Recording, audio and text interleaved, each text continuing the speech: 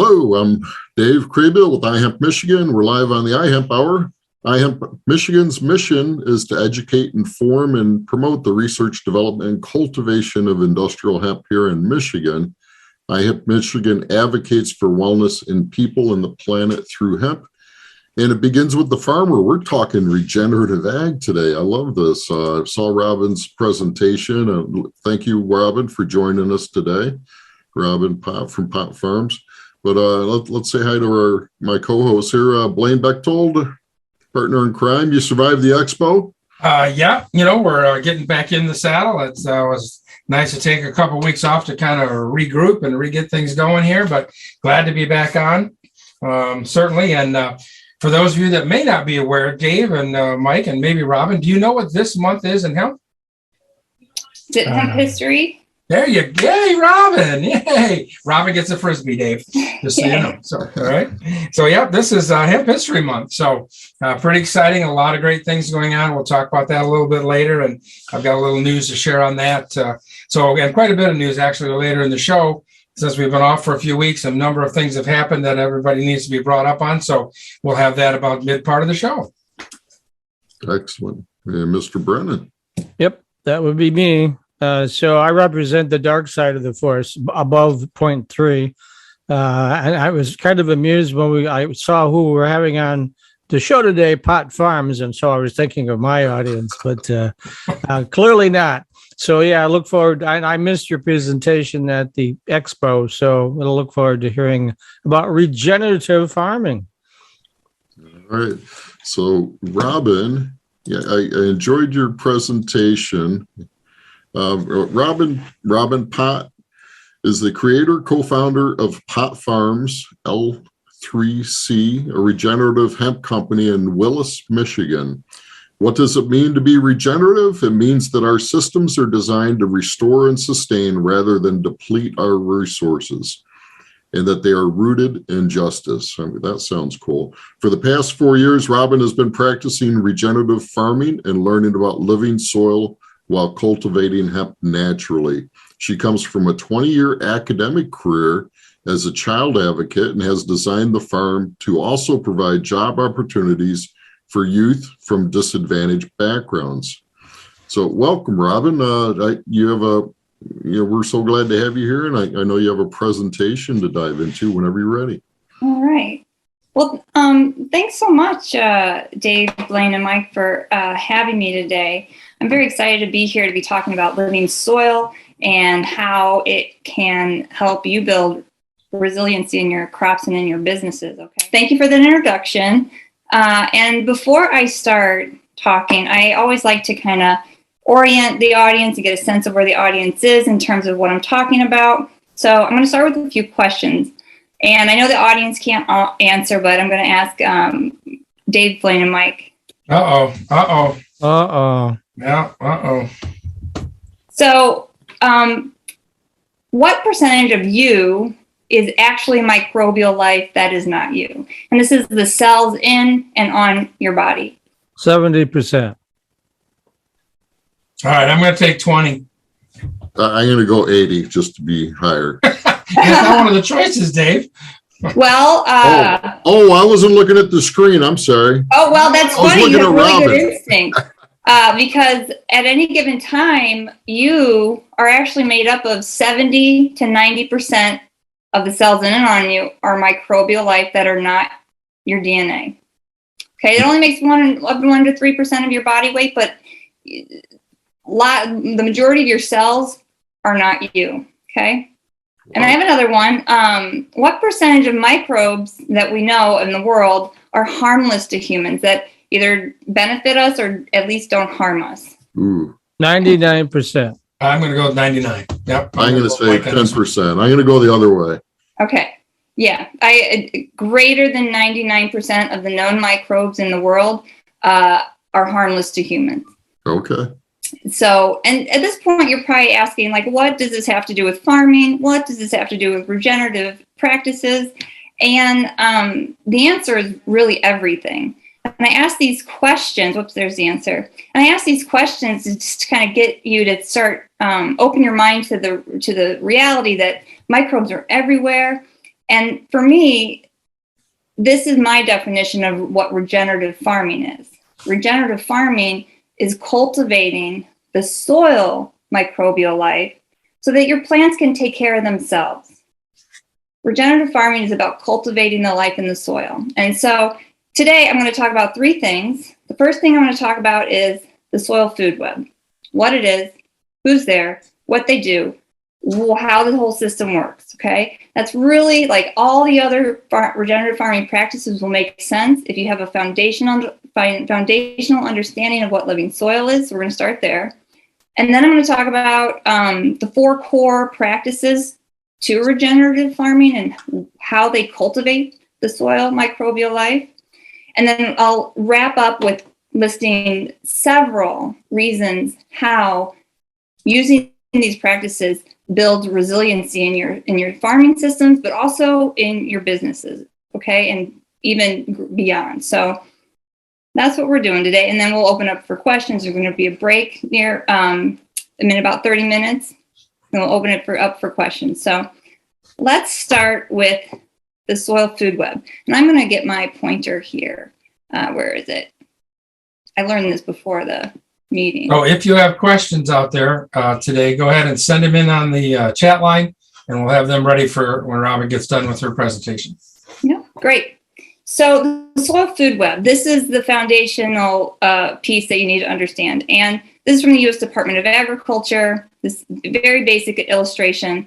The soil food web starts with living plants, photosynthesizing with air and water.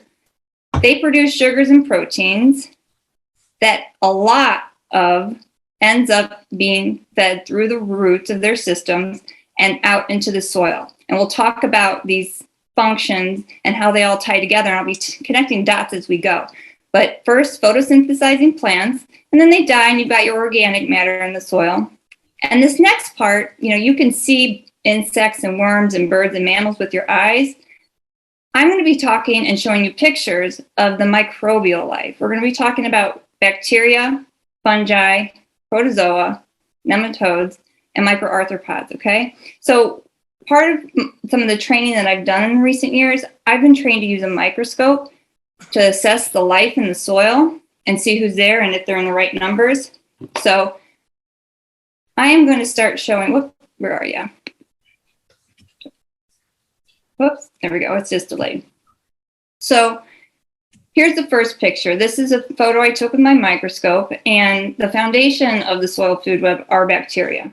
So anything with a smooth round edge in this photo is a bacterium. They're everywhere. You'll see them in all these other photos. And this is a drop of water on a slide, magnified 400 times. All these photos are, okay? So what do bacteria do? Bacteria do a couple things. One, they produce glues that they attach themselves to whatever they're decomposing, either organic matter or mineral matter. And then they're very specialized. There's countless numbers of bacteria, but each one does one very specific thing. And that is they produce a specific enzyme, whatever their specialty is, and they pull one nutrient off that dead leaf or that rock at a time. So if it's built to produce, to decompose nitrogen, it's going to yank off one nitrogen off that very slowly. So they're gluing themselves and decomposing one molecule at a time, one nutrient at a time. They are also, because they're gluing themselves to these bits, they're starting to build aggregates. These are micro aggregates, starting to glue the bits of the soil together. But for the most part, this is just dirt with bacteria in it, okay? Then the most important thing they do is they're the foundational food for everybody else just about in the soil food web. And you'll understand that in a bit later. We'll talk a little bit more about that. The next member of the soil food web that's important to know are the fungi. And fungi are a huge topic. I can't even begin to discuss all the wonderful things fungi do. But for this talk and to understand their role in this whole system in regenerative farming is important to know, one, they are building these mycelium. These are their strands of fungi going through the soil, searching for food. This is one single strand. Can you see my screen and everything? And is the pointer working? Yes, yes. Okay. The important thing to know is they're decomposing more complex organic matter like woody material, and they are, there's a strand, they're going in different directions, and then they start to pull together those micro aggregates that the bacteria are gluing together to form bigger aggregates. And this is what soil structure looks like at a microscopic scale. You say soil structure is so important. This is what it looks like. And we'll touch again on this particular issue a little bit later. But right now, I'm just introducing who's here and what they're doing. And I should say fungi do all sorts of things. They form mutualistic relationships with plants. We're not going to touch on any of that, but they're an important piece of all this for the reasons I just stated. The next group are the protozoa. These are freshwater animals that live in the water amongst the organic matter and the minerals, and they are the grazers. So the bacteria and the fungi are decomposing matter and pulling nutrients off. That's their skill set, but those nutrients are then bound up in their bodies. The bacteria takes a nutrient and then multiplies and makes a new bacteria. That nutrient isn't available to the plant. The nutrients become available to the plants when these grazers are out in the soil eating, digesting, and releasing their waste in plant available nutrients. So let me talk about some of these fellows. They eat the bacteria, and some eat the fungi. We'll get to those. But you can see this is an amoeba. This is a shell, I call it testate, and you can see the amoeba sneaking out, grabbing just a blob, grabbing some bacteria, going back in the shell, digesting, and then releasing these gases, these nutrients as waste that the plants can take up. Here's another, there's amoeba that lives in this shell, doing the same thing. It'll come out, go back in, digest. This is a ciliate. It has a bunch of hairs. It's zooming around in that water, digesting, releasing waste. This is the flagellate. You see its tail swimming around the water. So these are in there, and that's nutrient cycling. So the bacteria and the fungi are decomposing. These grazers are eating the bacteria and fungi and releasing waste that the plants can access the nutrients. Another category are the nematodes. These are microscopic worms. There's 4 different types. The bottom one is a bacteria feeder. Has, we call those fancy lips. This kind of nematode eats fungi. It has a spear that sticks it into the mycelium and sucks out its juices. They're also root-feeding nematodes. These give nematodes a bad name. You might have heard nematodes before because this category is detrimental to your plants. It'll feed on live plant roots, weakening them. But there's a 4th category, and those are called predator nematodes. And they eat other nematodes. And their favorite type of nematode to eat are the root feeders. Oh. So 3 of the 4 types of nematodes are your friends. They're in there consuming the bacteria and the fungi, digesting, releasing waste in plant available nutrients, right? So this is the nutrient cycling that's happening. Wow. And then another layer up that is still microscopic are the microarthropods. And these are multicellular. This is you might have heard of a tardigrade or a water bear. This is what one looks like. This is a mite over here. This is a leg of a bigger microarthropod. Sometimes you just find the leg and you're like, someone lost their leg. But they're in there. So they're not only eating the bacteria and the fungi, digesting and releasing waste, they're also tunneling and moving those microaggregates around and making passageways for air, water, and roots. So like the earthworms on a visual scale, we can see earthworms and insects doing that. On a microscopic level, the microarthropods are doing that kind of work too. So it's building the soil structure slowly as you go up the food chain. So those are the main characters. There's many more that I could talk about, but those are kind of the big categories. Let's talk about the importance of plants in this system. let me check my notes really quick. Make sure I'm There's a not. whole world going on down there in the dirt. Whole I know, it world. looks like a bad science fiction movie to me. It is scary. If you were, if you were little bacteria, yeah. Or if they were eye size, holy cow. Yeah. Yeah. So there is this whole world down there, and the organism that's in charge are the plants. The plants are orchestrating the nutrient cycling. So plants photosynthesize. Their intelligence, they have this intelligence that they are able to produce very specific sugars and carbohydrates. Are called exudates. They send these signals into the soil as food, and the soil life responds. This plant can say, hey guys, in the soil, I need some potassium, a little bit of copper, a little bit of zinc, and some calcium. The life is responding to that, and bacteria go get it. The grazers eat the bacteria, and the plant gets what it needs. So whatever nutrient cycling is happening below ground is being orchestrated by what the plant is demanding above ground. Okay? That's an important piece. And then the last key piece to understanding what regenerative farming is all about is succession. Now, you probably remember this from high school biology, maybe, or familiar with, those who are farming, what succession is, but it's basically the natural succession of more and more complex plants over time. And it is based on the soil.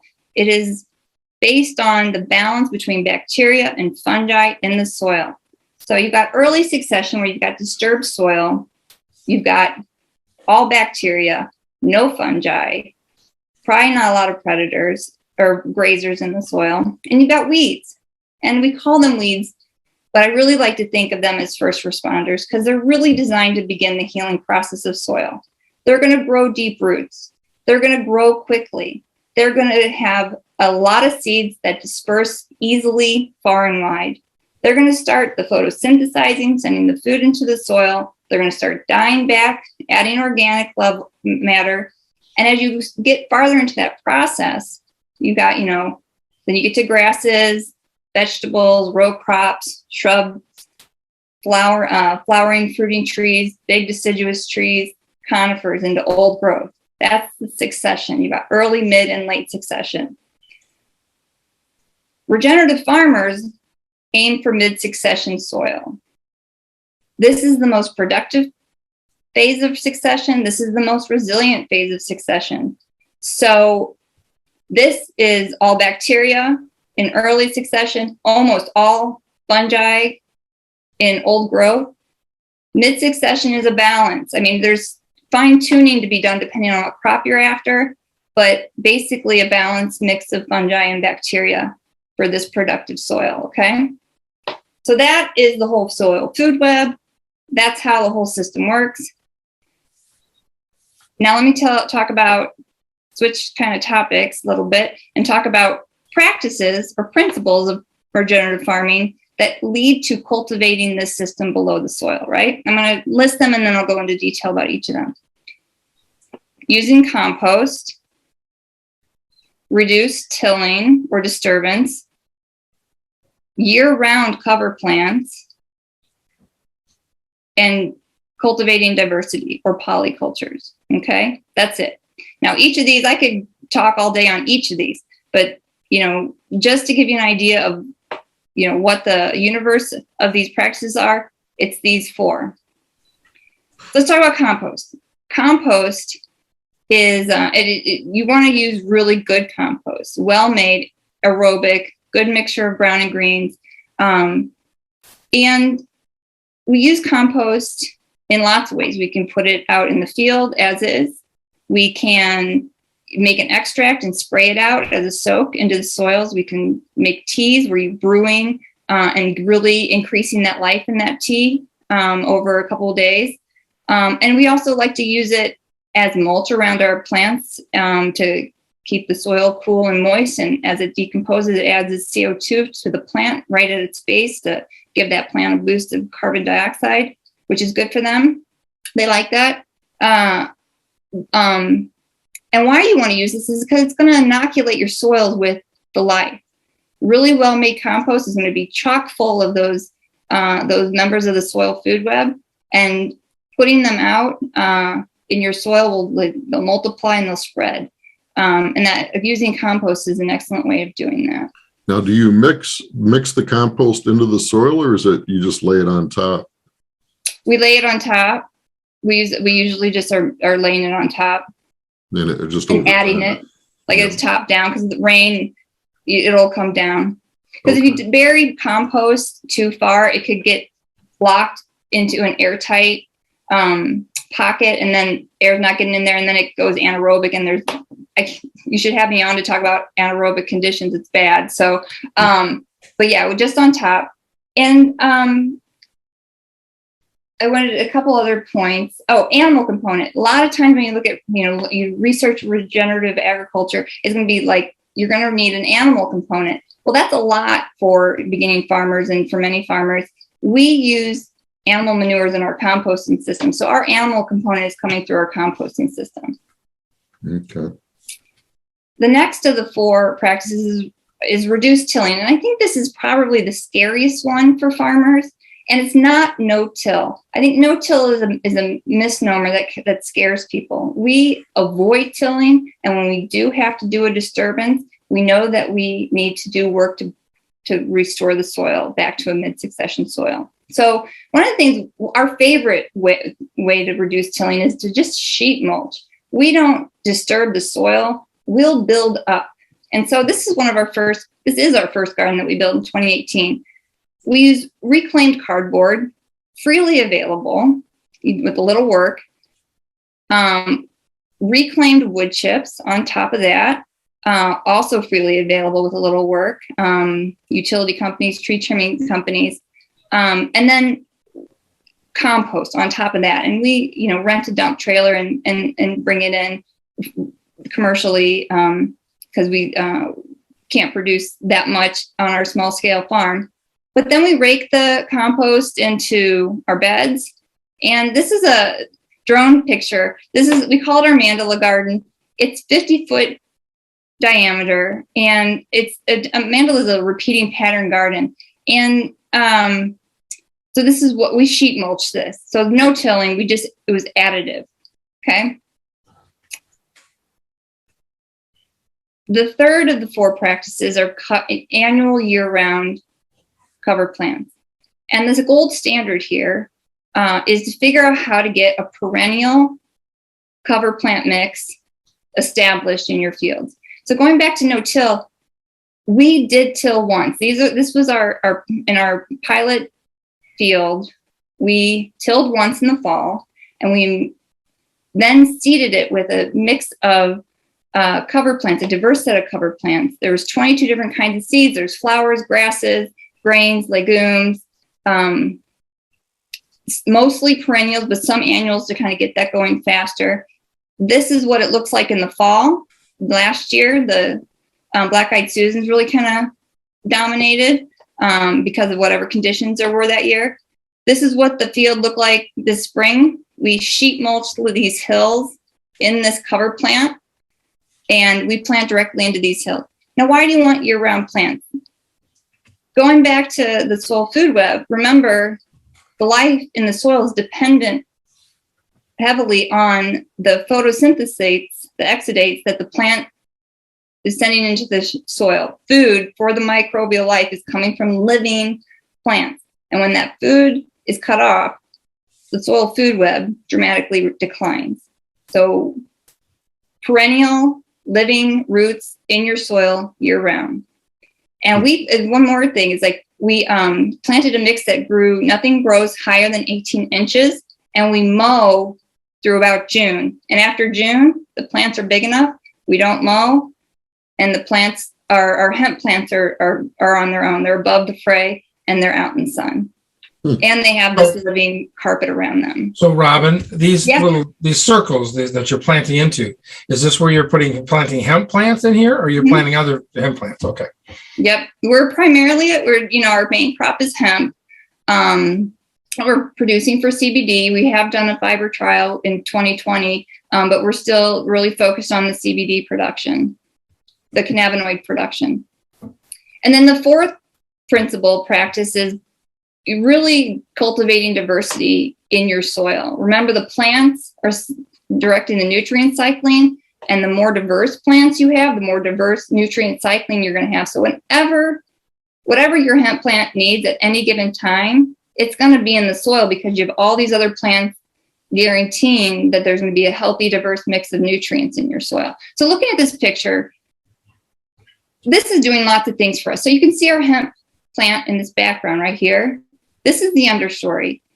There's sweet alyssum and marigold that are attracting beneficial insects to our garden. There's hairy vetch here, which is a legume. It's going to be fixing nitrogen. Sorry about that. There is a gourd vine crawling through here, so we're producing food in our system. There is a comfrey right here, which is a dynamic bioaccumulator. It has deep roots. It's pulling nutrients that these other plants can't access up to the higher horizons of the soil, and then it dives back and makes it available to our plants. So this is all things that we intentionally cultivated. And if you can see here, there's no weeds. Yeah. No They weeds. don't have a chance. They don't have a chance. Well, it also has to do with the soil. We have cultivated mid-succession soil. Weeds wake up in bacteria-dominated early succession soil. Mm. The seed coating is triggered, germination is triggered under the right conditions. So when I said this, it seemed to be a light bulb for you, Dave, during the expo, but like, have you ever tilled a garden bed and a week later you have a new crop of weeds? That's because if you had, a balanced succession soil and you tilled it, your fungi levels dramatically decrease, your bacteria levels dramatically increase because you flipped organic matter into the air and they start decomposing it. And the seeds from weeds are going to be like, oh, hey, we're in the right conditions to germinate. And you're going to get weeds. And that's because you changed the composition of your soil. That's a big part of it. Yeah, when my wife and I were planting some tomato plants in a little area, her first instinct was for me to clear out the garden. It's like, no, don't do that. We'll just clear out where we're going to plant and let's just throw some grass clippings around everywhere else, cover it up. So, that's exactly. It's a great instinct. Let me know how that works out. From your talk that I learned Awesome. about the soil, it's like, yeah. So Yeah. That's cool. Yeah. I'm looking forward to seeing how it does. Less weeding is awesome. Mm-hmm. Well, if you minimize tillage and you inoculate with the soil food web and you have a diverse set of photosynthates going into the soil, feeding a diverse set of microbes, your weeds won't wake up. They're like, this isn't the soil we prefer. Awesome. So let's talk about cultivating resiliency. This is the third part of the talk. How do all these practices cultivate resiliency in your farm system, right?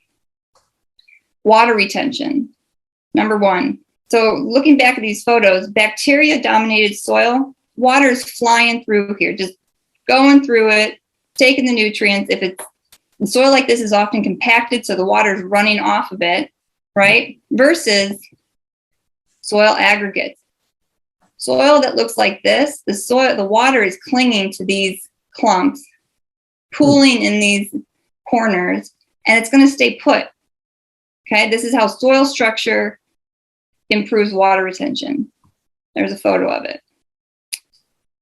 Another benefit is it's going to retain your nutrients. So if your water is staying put, your nutrients are staying put.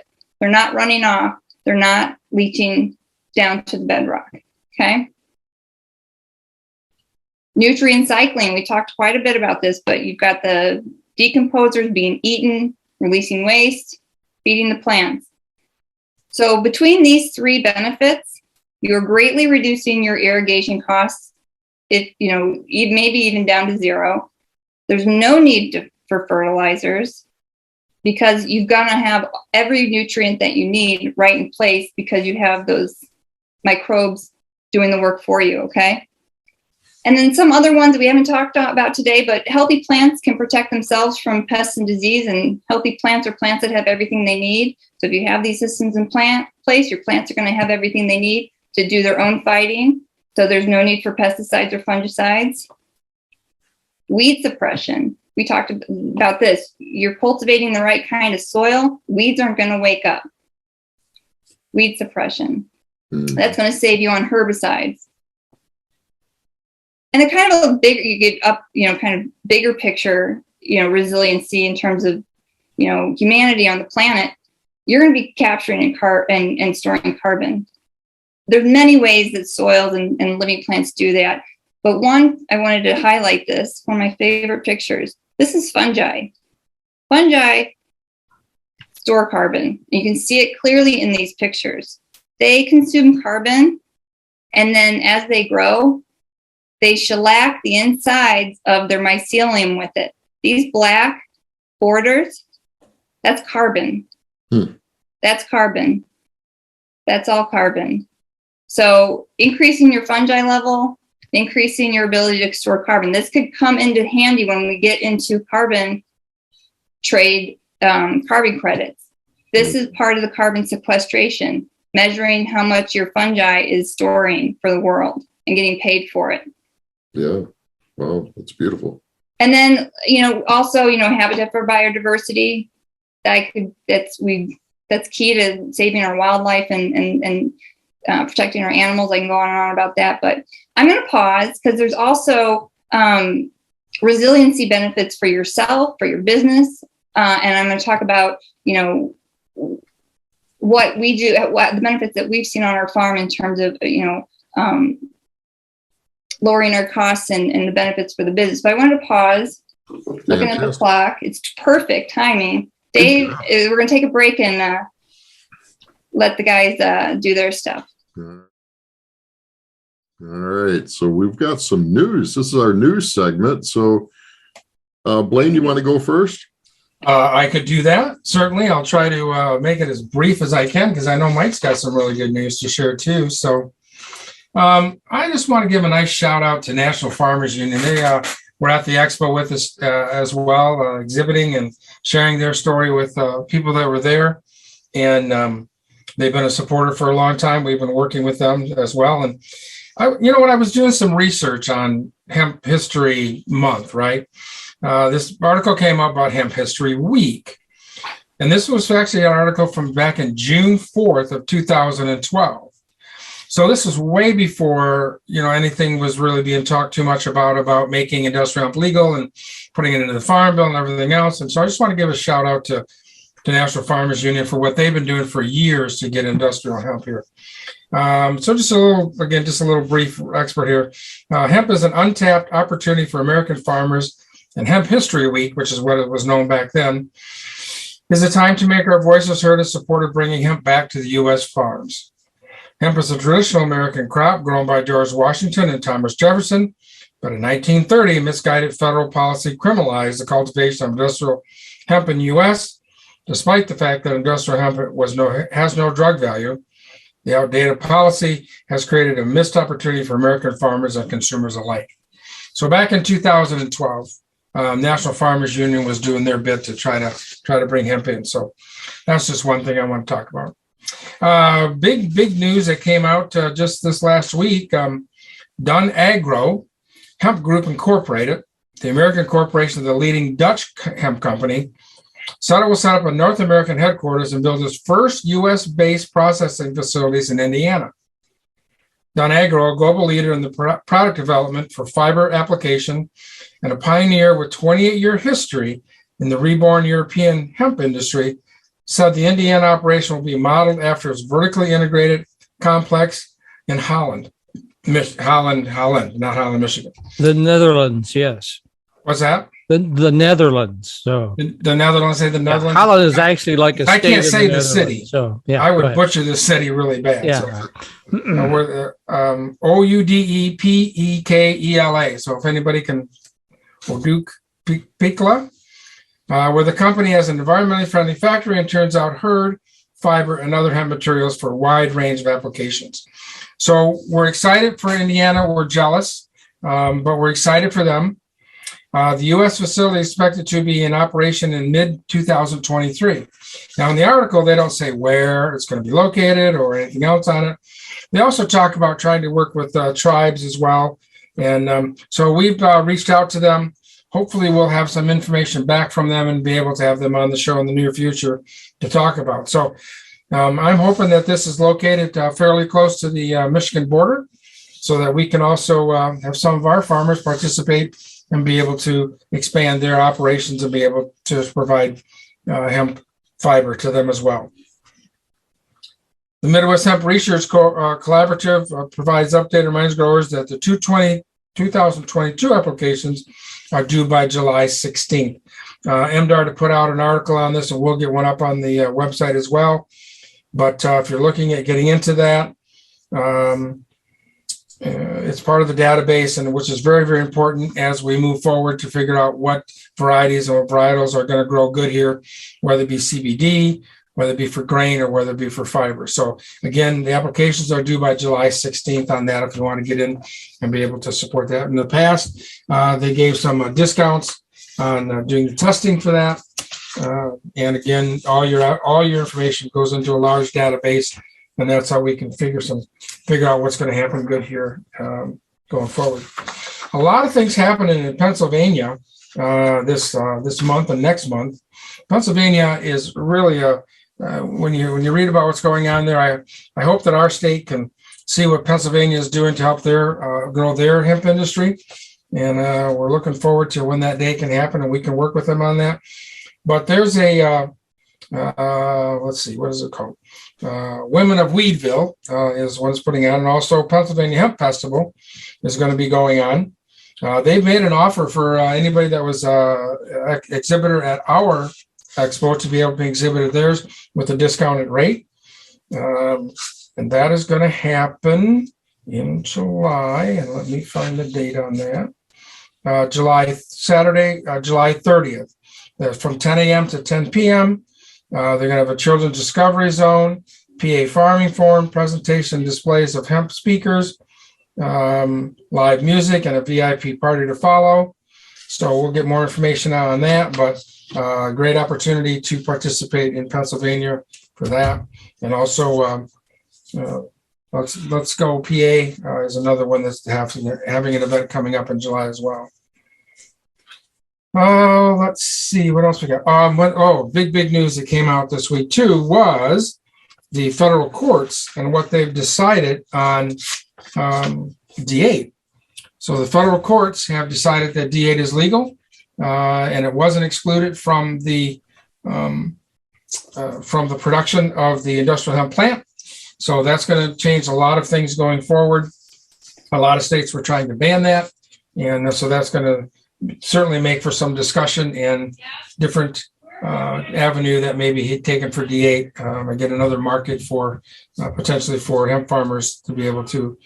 In Michigan, they changed it, and it was going to go under what the Cannabis Regulatory Agency, and then you'd have to buy it at licensed dispensaries for anything Delta 8. And I know several folks that were heavy in Delta 8, and obviously they almost killed their businesses suddenly because one in particular had like 1,500 customers around the country, and then suddenly the market went away. Not good. So that's very good news here. Not only the hemp farmers, but a lot of folks that we deal with. Yeah. So it's going to be huge as that goes forward. So we'll see how that plays out. I mean, there's always been a controversy on that, and there probably still will be. But right now, federal courts confirmed Delta 8 THC is federally legal. So yep. On that. Mike, I'll put some to you. I'll have some more news a little later in the show. Okay.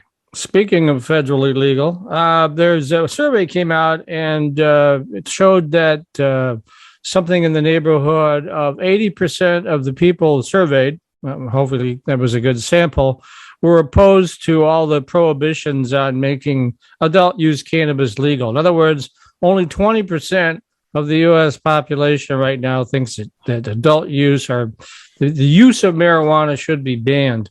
So it's just a question now of when is Congress going to do something? Certainly, I don't want to sound like I'm a politician because I'm not, probably far from it. But the Democrats have been trying to get it legalized, and they keep running up against the Republicans in the Senate that for some reason don't want to do it. So maybe now with these surveys coming out showing so many people in America just say it's time to end the war on drugs and, all that stuff that goes on with reefer madness that we were all indoctrinated with when we were young, maybe it'll finally go away. The other thing I wanted to point out is cannabis tourism now is starting to become kind of big in Michigan, where tourism is the number 2 industry in the state and cannabis is the number 3 cash crop. So it seems like a good marriage, right? And so we had a couple people on my show yesterday. I do 420 posts on Wednesdays at 1 o'clock on Facebook. And we had one called Dune Grass, which I was not familiar with, but they've got 6 dispensaries in northern Michigan, and they've now weaving a campaign because northern Michigan, summertime, lots of tourists, and so they're playing the cannabis tourism campaign up there, revamping their website so that they can plug folks into cannabis-friendly hotels, motels, restaurants, bars, all that stuff. As a disclaimer, I'm also the communications chair for Michigo, which is a nonprofit trying to do the same thing statewide. So I'm a little biased there, but I think it's a great idea. What the heck, right? And then we also had on the show the founder of a cannabis-friendly, I wouldn't call it it's really a bud and breakfast, not really a bed and breakfast place in Detroit called the Copper House, Detroit, run by some Black women, and they're in an area where there's a lot of Black businesses. And because they're doing this, and not only are they having, and it's mostly a weekend bed and breakfast kind of thing, but they also do events there, cannabis-friendly events. They just added 1,000 square feet in the basement so they can host more events. And what they're actually doing is they're helping a lot of the other Black businesses in the Avenue of Fashions area, so that they're attracting more folks who are buying more stuff from the Black businesses. So it's a win-win all the way around. And there are, like I say, there's a number of, there's a certain hesitation on the part of a lot of the big players, like the big hotel, motel chains, because it still is against the law federally. And there's other groups that are looking at it, but if they take any federal money, they're really kind of concerned that if they do something cannabis friendly, that the feds are going to jerk their money away. So we still have a lot of this bugaboo out there we need to clean up. But I mean, it's time to end this craziness. I mean, if people want to smoke, let them smoke, right? And so if they want to cater to folks who are smokers, it's a big opportunity because, only Illinois and Canada around us are legal. Ohio, Indiana, particularly Indiana, talk about a conservative state, are not. But at least Ohio's got medical now. So, I mean, it's a really good chance for us to, really capitalize on 2 of our biggest industries, tourism and cannabis, to combine them to make money, attract tourists, win-win, right? Okay, I'll get off my soapbox now. Mike, who we got coming up next week? Do you know yet or not yet? No, not yet. We just, I try to keep the show as topical as I can, try to, whoever the top newsmakers of the week are. And usually about this time, I'm thinking about who we get on the show. We're going to take the following week off. And then I wanted to, if I may, I wanted to point out for those who want to really meet the 420 postcast, we're going to be at Canna Bash Fest in Muskegon on July 9th. We'll all be there. One of our, Dan Sparrow and Connie Sparrow, who work with us on that show, will be we're there to kind of support them, but there's going to be 45 vendors there. Now, only 7 or so are dispensaries, but a lot of them are, really cool things like clothing and jewelry and artifacts, and they're having it at that big softball facility just outside of Muskegon. They're expecting 5,000 or 6,000 people to show up. So if you want to meet my crowd, and trust me when I say it's a pretty mellow crowd, particularly since this is a consumption event. that'd be a great place to get introduced to. And you don't see that many events on the west side of the state. Most of it's down here where we are in Southeast Michigan. So it's nice to have an event on that side of the state. And I originally hail from the Grand Rapids area, so I'll certainly be over there. And I would at cannabashfest.com. And if you buy one of the VIP tickets, Dave and Blaine, you get the big grab bag with $400 worth of free stuff in it. It's a heck of a deal. Yeah. So I would encourage you to move fast, because those are going to go like hotcakes, right? It's only $125 for the VIP ticket. So, and you get to meet all the cool people in the tent, like the 420 cast, Well, that's worth the price of admission. right there. That's the price of admission. Yeah. I mean, I'll be shaking hands all day long, right? So kissing babies and all that stuff. Thank So you. anyway, I'll turn the show back over to you guys. I've done all my shameless plugs. We have a couple questions that popped in. This one, Robbin, from Jamal Thomas. He and his wife are members of a Detroit urban farming community. They purchased an old school building in Highland Park to start a hemp research farming operation on soil remediation in neighborhoods with tons of demolished lead contaminated homes. And he's asking how has structuring your organization as an LC3 benefited you? So would you explain what it, because I didn't, I don't know what an LC3 is. Sure. Thanks, Jamal. That's exciting. I've connections to Detroit. Our farm is just like a quarter mile from Wayne County. It sounds really, you're doing a really exciting project. I'd love to hear more about that. And so L3C is an acronym for Low Profit Limited Liability Company. It is a legal entity business structure that the state of Michigan offers. Not all states offer this legal entity structure. It is a hybrid. An easier way to think about it, it's a hybrid between a for-profit and a nonprofit. We are not a nonprofit corporation. We don't have a governance structure or board. And I'm trained as a lawyer, and I have years of experience in nonprofit as a president and executive director, and starting them. I've started several over the years, and I decided to start Pott Farms as an L3C. And the benefits to that are, one, complete control. My team, I have a team of advisors. We have complete control over what we do. I lead the company, and I have complete control. And there's easier governance structure to the organization. But the two main benefits, and this will depend on your circumstances, is one, theoretically, it allows you to fundraise, and foundations can, like-minded, mission-similar foundations can donate money to you and not lose their nonprofit status or foundation status. That's a legality issue, and I don't think it's actually has ever happened, but the idea is you can be a limited liability company and still get mission directed foundation donations. And the benefit of the low profit limited liability structure, which really drives my decision, was it allows, in a legal sense, for us to maximize three bottom lines: profit, people, places. Any for-profit business as a legal entity, in the eyes of the law, are mandated to maximize profit. That is what they're supposed to do. There's no legal room for people or places, but the L3C carves out this legal exception saying you are allowed to make money and not focus completely on profit, but you can also prioritize people and places. And this is important because we have investors. There are 12 members, in addition to me, who have funded Pott Farms since 2017.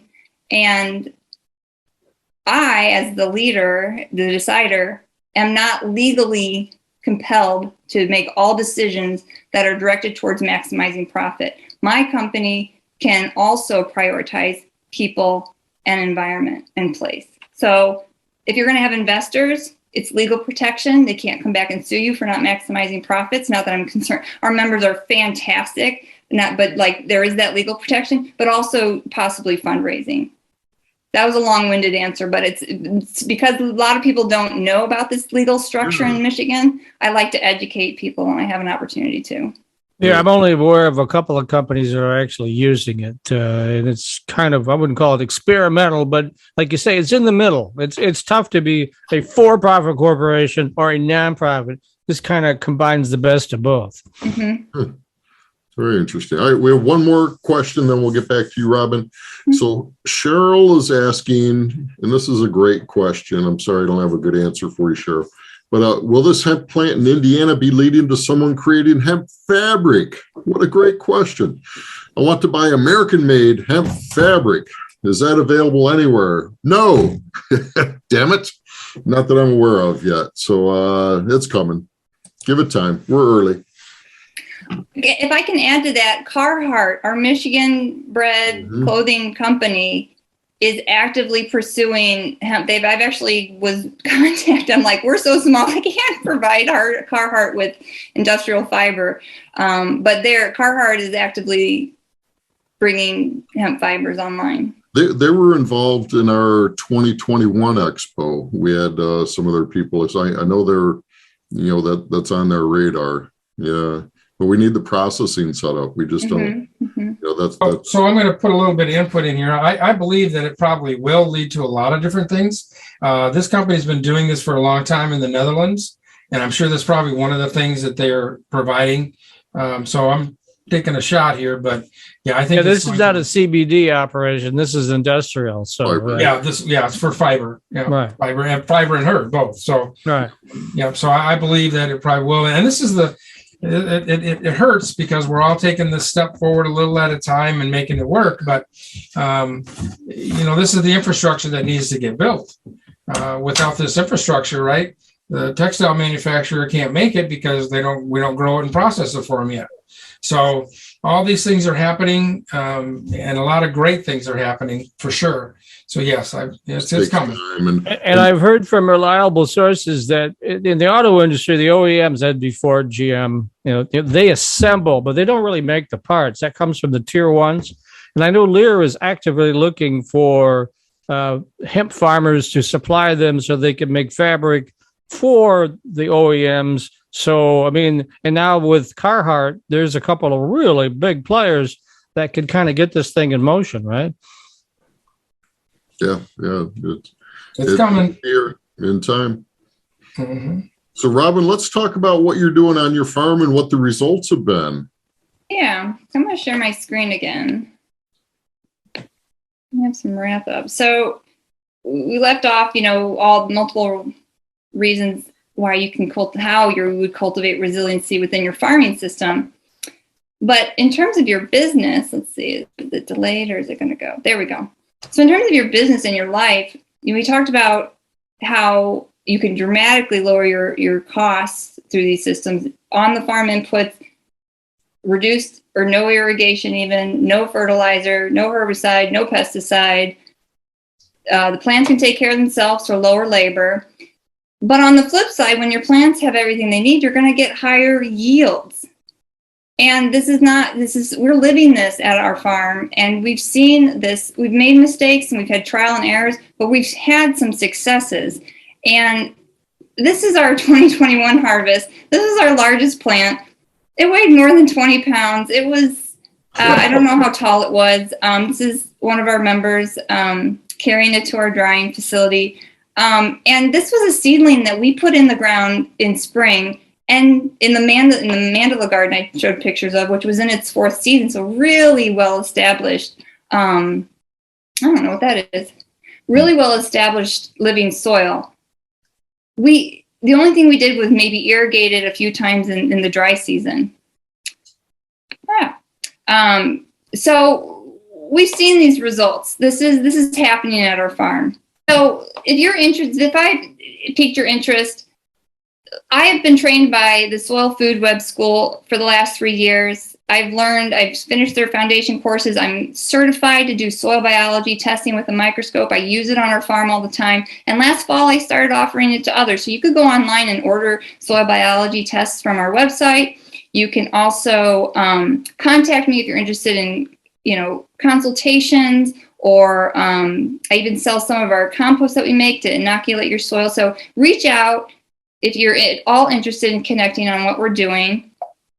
But I will also say, I wanted to give this screenshot. It's freezing. Let's see here. List of resources. If you are at all interested in doing a deeper dive here, I think So www.pottfarms.com would be the place to start at then. And yeah, I have my contact information.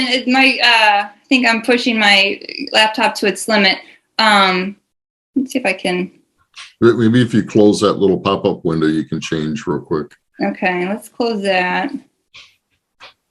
There we go. This is what I wanted. Take a screenshot of this. Free, and I would say check out. There's lots of free information.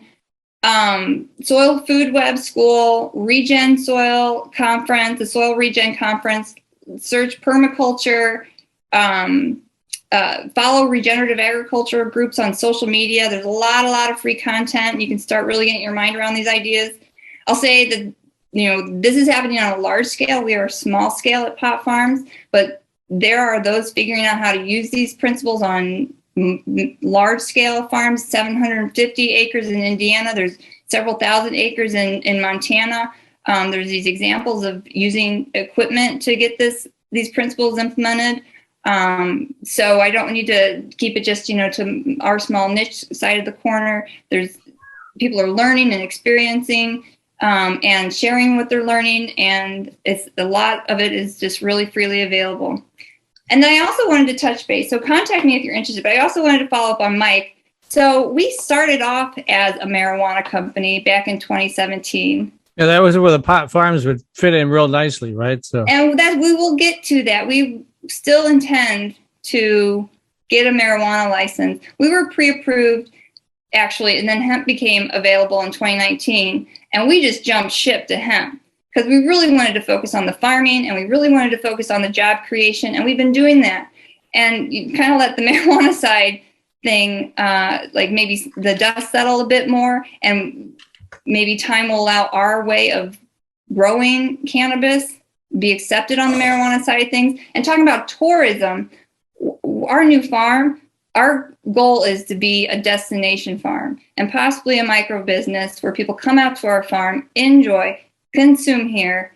And so that's our vision. That's what I was going to say. A micro business would be a good fit for you because that's, as you all know, that they don't allow you to sell anything but your own product, you know, so. So Robbin, is there any other,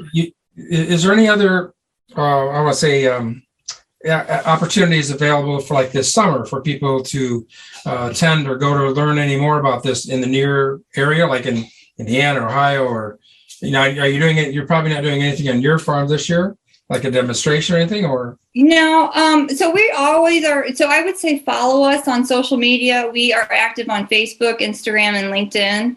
And I'm posting those kind of opportunities as much as I can.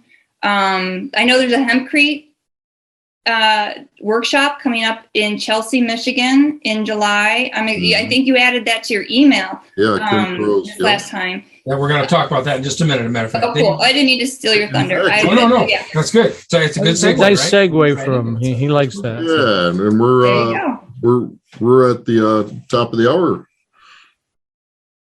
So Blaine, do you have a recipe? You have? I do, Dave. Again, I want to thank Robbin for taking time out of her schedule and sharing her information.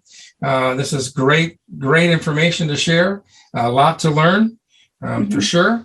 And it's good to know that people are trying to do this on a scale situation as well, because that's what it's going to take to change a lot of this stuff. So for sure. Yep. So Dave, I don't know if you have Kim's. She didn't send me a poster, but maybe you can bring up her website or something we can show. But anyways, I don't have it, Blaine.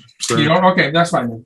So that's going to be July 8th and 9th in Chelsea, Michigan. It's a 2-day workshop that Kim Crows is putting on regarding hempcrete, building with material. Now, what's a good segue for that is we're going to do a show in 2 weeks. We're not going to do a show next week, but on the 23rd, we're going to do another iHemp hour, and we're going to have Kim on to talk about that.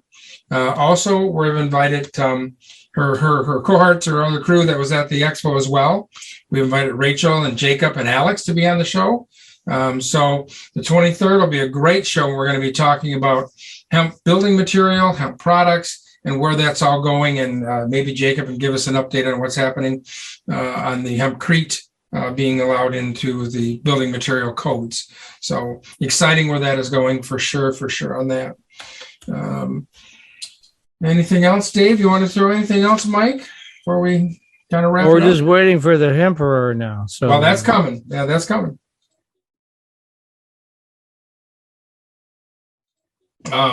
So we have today, because it's that time of year, it is strawberry season for those that have not yet gone out and got their strawberries and freeze them and do them. That's this time of year that this week is going on great. I've seen them out. I've seen some of the roadside markets available for that. But before I get into that, I did want to talk about this hemp seed oil, the natural oral care ingredient. So there you go, Mike. Now a new thing here. hey, We know hemp seed oil is beneficial for hair, skin, and our overall nutrition, but did you know it is an excellent natural oil care ingredient? Our dental health isn't just about our smile either. Studies show how gum inflation and tooth decay are linked to conditions like cardiovascular disease and diabetes, making the efficacy of our oil product a necessity. So another way you can use your hemp seed oil is a little bit of toothpaste in there. So go to downinthefarm.biz, get some hemp seed oil and mix it into your toothpaste. Is that Yep. what? Or you can just pick a swill of it and swig it around and put it out. I saw an I'll go with advertisement it. for it for olive oil talking about it, but hemp seed oil is much better and it tastes a lot better Yep. too that way. So There you go. So today we have strawberry hemp smoothie. A light strawberry smoothie is a perfect way to usher in the season of fresh produce and welcome warmer mornings. Hemp seed takes the place of nuts, creating a protein-rich smoothie, and also provides a dose of omega-3 fatty acids. So, we're up on our game a little bit. So, whoa, it looks good. yeah, Ooh. now I'm going to have to take a little swig of this. Did you make it or Becky? I'm gonna give credit where credit's due there. Becky made this one today. Oh, yeah. She garnished it with a nice little strawberry. What's on top there? That's what I was trying to show it. That's the hemp seed hearts on there. Oh, You mix them in, but you also put a little on top. What So it makes a very nice presentation for everybody. So, Beautiful. but really simple ingredients here. 2 cups hulled strawberries, fresh or frozen. I like to use them frozen because it just makes it a little more thicker and makes it more like a shake kind of thing. Frozen banana, if you want to throw that, broken into pieces.